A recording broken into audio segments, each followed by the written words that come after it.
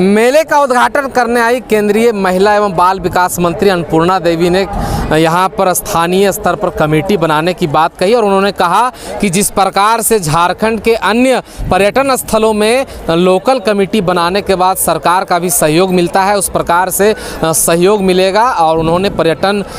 सचिव से भी बात की है, स्थानीय विधायक अमित कुमार यादव, और ने कहा कि पर्यटन सचिव से बातें हो गई है, आने वाले दिनों में विकास कार्य को गति दिया जाएगा। और सूर्यकुंड मेला में आए केंद्रीय मंत्री ने क्या कहा, आप भी सुनिए।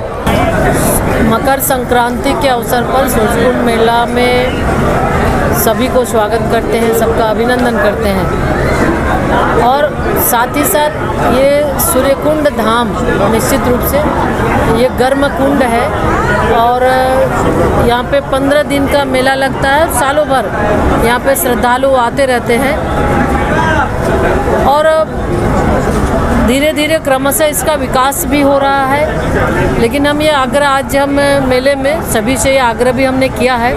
कि हम सबको, चाहे वो जनप्रतिनिधि हो, चाहे वो ग्रामीण हो, चाहे वो मीडिया के बंधु हो या फिर जिला प्रशासन के लोग, हर किसी को मिलकर इस मेले के लिए, इस मेले के विकास के साथ साथ स्वच्छता और अन्य चीज़ों के लिए ध्यान देना होगा। और निश्चित तौर पे यहाँ पर क्रम से अगर देखें तो धीरे धीरे उत्तरोत्तर प्रगति हो ही रही है। इस मेले में सूर्यकुंड धाम के अंदर जो सुविधाएं लोगों को मिलनी चाहिए, धीरे धीरे उस पर कार्य हो रहे हैं। लेकिन इसके देखरेख के लिए सबसे पहले हम लोगों को विशेष ध्यान देने की आवश्यकता है, क्योंकि जब तक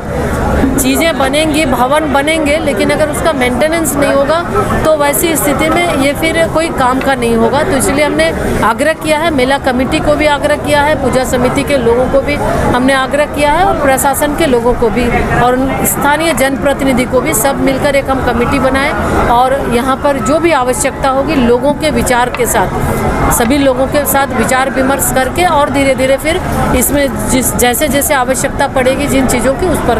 क्रम से हम लोग कार्य करेंगे। पूरे भारतवर्ष से यहाँ पर श्रद्धालु आते हैं, श्रद्धालुओं के लिए क्या संदेश देना चाहिए? सभी श्रद्धालु,